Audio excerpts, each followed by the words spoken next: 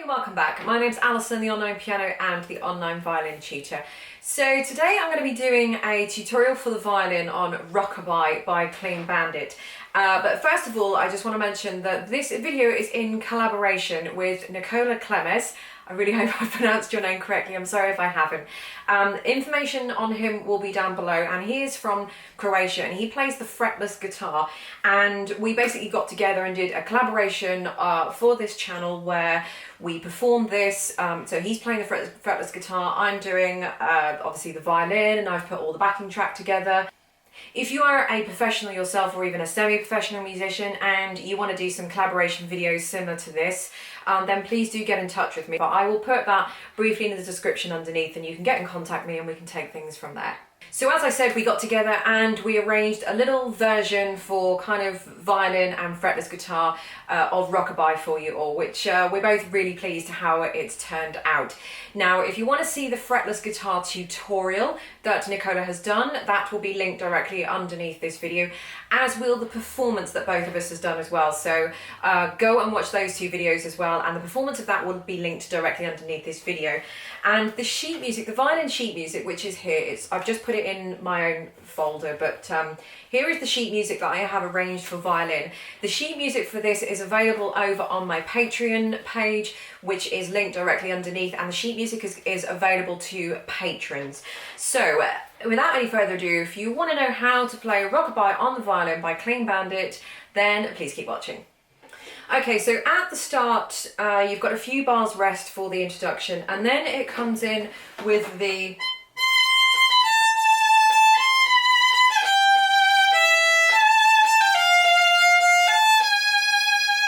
that part. Now you'll see that there's two versions that you can have, the kind of easier version and the harder version. They're both essentially exactly the same thing. The difference between the easier and the hard version is that the harder version you're going to be playing up in third, a little bit of fourth position, occasionally I do believe with the E, yeah. So you're going to be, the harder version is playing that little section that I've played there, and a few other sections throughout as well, in third position on the E string. The easier version is that, but it's just an octave lower. So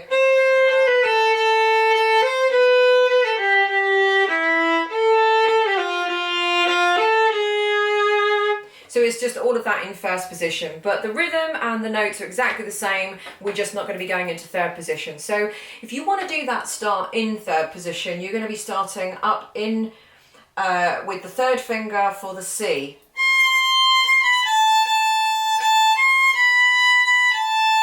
Now on that G, I would move down into first position. And then you're fine there. So I wouldn't go over the string. It's just going to be a recipe for disaster and poor intonation, exactly as you heard there. So that's the kind of thing that you don't really want. Plus, it's the original is kind of with a string quartet or with some other strings there, so I don't think you want to be kind of blocking the tone there by going over onto the A string. So I think you want to keep it on the E string to keep all that section nice and clear.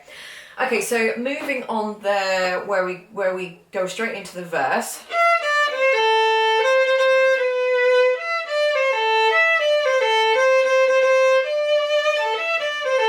You will notice that I'm playing fourth fingers. Sorry, my string is out of tune there. You will notice that I'm choosing to do fourth fingers for those E's. Don't do open strings.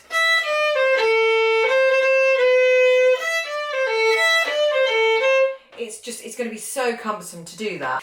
So yeah, so don't do open strings there. I think it's just, the whole thing's just going to sound really, really messy. So try and do fourth fingers for all of those parts there. So when we're on the fourth line down with those F naturals,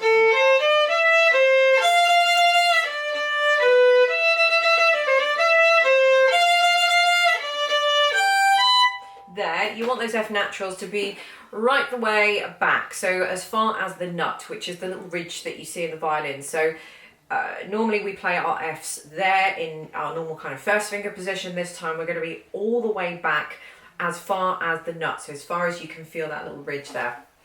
Okay, so around bar 20, measure 20, so 1, 2, 3, 4, 5. The sixth line down, halfway through the sixth, so we're on the sixth line down, halfway through, when we go into the chorus. In the more difficult version, we're going into third position, so it's pretty much exactly as same position that we did at the start. So if I play from 20,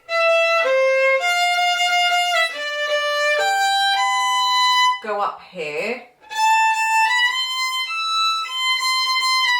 So I suggest that you go up there. I mean, if you want to go up somewhere different, absolutely go ahead and do that. That's what I would suggest you do, and that's what I do, and that's personally what I find the most comfortable. So you do have an option to move on up on that B.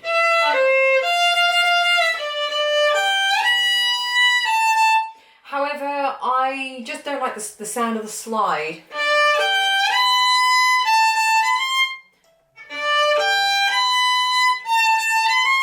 You've got a dotted rhythm on that B,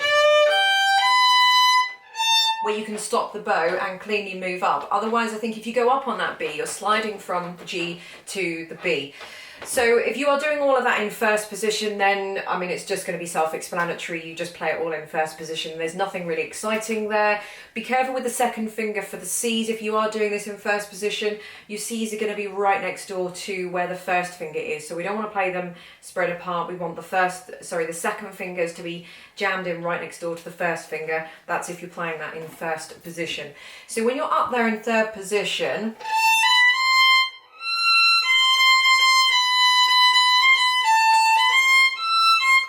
that pretty much repeats 3, I think, times that whole section there. So you've got your first finger on where, well, the in third position, where the third finger would go there. So obviously that's where your third finger goes.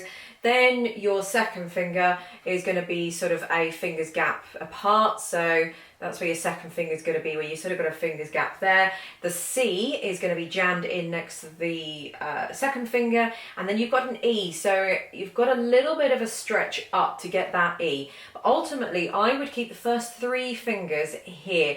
When you're in first position, you can work everything kind of from the dots. So what I mean by that is if you've got your first finger in its usual position on the dot or on the line, let's just say, the third finger goes there, and then the second finger can either kind of jam in sort of next to the third, or just in front of the third, or next to the first finger. The first finger, if it wants to go back, goes back as far as the nut, for example. When we're in third position, we don't really have those same kind of markers, and we don't really work the fingering in that kind of way. So you have to think about it slightly differently. So what I like to think of it as whether it's close or gap. So close as in next door, gap as in sort of a finger's gap. Bearing in mind that the further up the string you go, the smaller those gaps are going to be, obviously, but it is still going to be a gap. So when I'm doing that section, I keep those 3 fingers there. Once I've got them, I'm just going to keep them there. There's no reason to move them. There's no reason to take them up. I don't really want to find them over again, and have to mess up my intonation. That 4th finger is going to be a little bit of a stretch. So what I would suggest you do is kind of, once you've got those the A, B and the C down, kind of put your 4th finger down where it wants to naturally fall, which is just above a D. Put it where it naturally wants to fall, with sort of more towards you, obviously, but it'll probably want to fall on maybe a D sharp.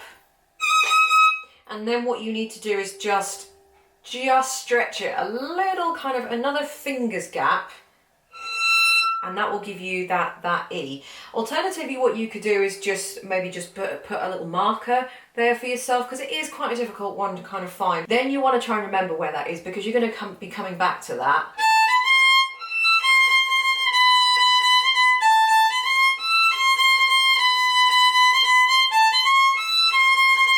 That's why I'm going to keep those fingers down, and that's when I do lift them up, I'm keeping them quite close to the fingerboard so I don't have to keep finding them again. And then after we've done that, it really is just much of the same. The whole thing just repeats again. You've got a little bit of a piano break there, or a little bit of an instrumental break there, but then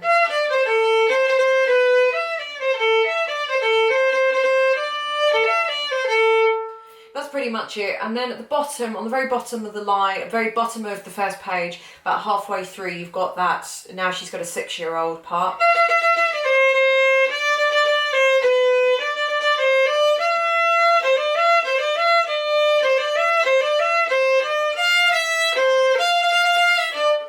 again, I'm going to be using fourth fingers for those because you don't want to be going.